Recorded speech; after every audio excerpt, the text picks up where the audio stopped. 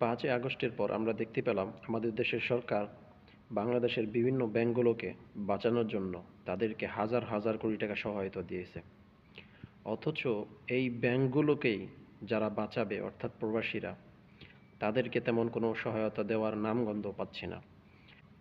এর বাস্তব উদাহরণ হচ্ছে হঠাৎ করে টিকিটের দাম আগে যা ছিল তার থেকে ডবল হয়ে যাওয়া। কেন? যাদের কারণে দেশ এবং ব্যাংকগুলো বেঁচে আছে তাদেরকে সহায়তা দিলে আপনাদের কি বড় ক্ষতি হয়ে যায়? কি এমন ক্ষতি হয়ে যায় যে তাদেরকে আপনারা একটু সহায়তা দিতে পারেন না? কেন? হাজার হাজার কোটি টাকা আপনি ব্যাংকে দিয়েছেন ব্যাংক খাত বাঁচানোর জন্য। তেমনিভাবে প্রবাসীদের বিমানের টিকিটগুলো যেন কম নেওয়া যায়, সেখান থেকে আপনারা কিছু সহায়তা দিতে পারেন না?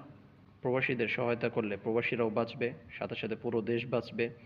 এমনকি আপনারা যারা ব্যাংকগুলোকে বাঁচানোর জন্য হাজার হাজার কোটি টাকা সহায়তা দিয়েছেন, এই ব্যাংকগুলো বাঁচবে। সুতরাং পুরো দেশকে বাঁচাতে হলে প্রবাসীদের সহায়তা করুন। আপনারা বিভিন্ন গার্মেন্টস কোম্পানির মালিককে হাজার হাজার কোটি টাকা সহায়তা দিয়ে থাকেন, অথচ প্রবাসীদেরকে সহায়তা দিতে আপনারা গড়িমসি করেন। তাই বলবো, বাংলাদেশকে বাঁচাতে হলে আগে প্রবাসীদের বাঁচান। প্রবাসীরা না বাঁচলে বাংলাদেশও বাঁচবে না, আপনারাও থাকবেন না।